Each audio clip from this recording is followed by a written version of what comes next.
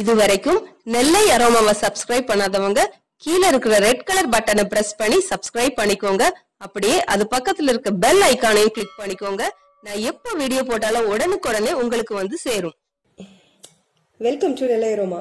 இன்னைக்கு நம்ம நெல்லை அரோமால பார்க்க போறது ஒரு ஹெல்த் ட்ரிங்க், கேரட் ஜூஸ். ஒவ்வொருத்தரும் ஒவ்வொரு டைப்ல கேரட் ஜூஸ் செய்வாங்க.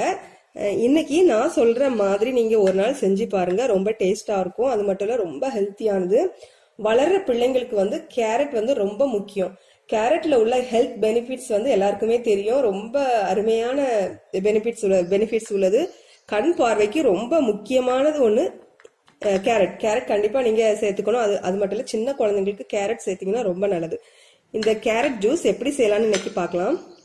கேரட் ஜூஸ் செய்யறதுக்கு இன்னைக்கு ஒரு பெரிய கேரட் எடுத்திருக்கேன். இதை தோல் இணக்கிட்டு நல்லா கழுவி வச்சுக்கோங்க. அப்புறமா 2 துண்டு தேங்காய், இதை வந்து பொடியா வெட்டி வச்சுக்கோங்க. 2 ஏலக்காய், கொஞ்சமா வெல்லம் வந்து அவங்க டேஸ்ட்டுக்கு தகுந்த மாதிரி போட்டுக்கலாம். நான் இன்னைக்கு 2 ஸ்பூன் எடுத்திருக்கேன்.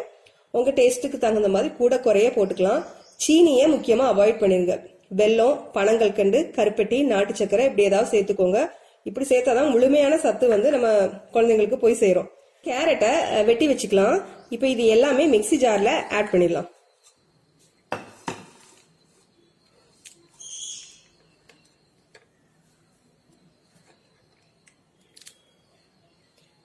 கேரட்,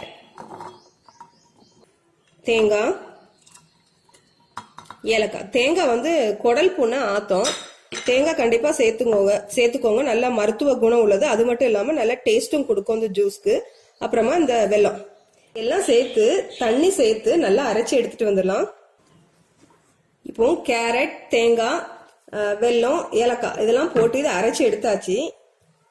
இதுல கொஞ்சம் தண்ணி சேர்த்து ஒரு பாத்திரத்துல அரிச்சு எடுத்துடலாம்.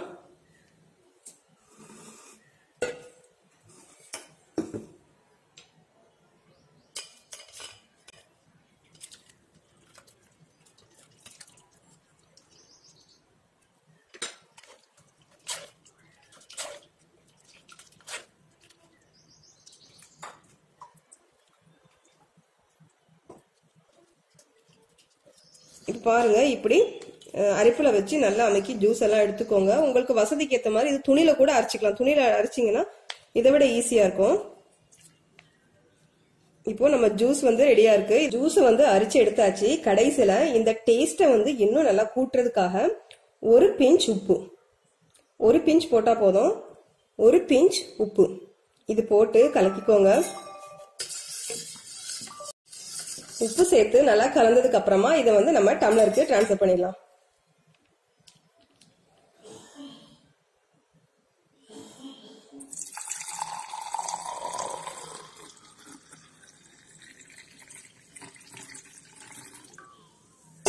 பாருங்க, நம்ம ஹெல்த்தியான கேரட் ஜூஸ் ரெடி ஆயிட்டு.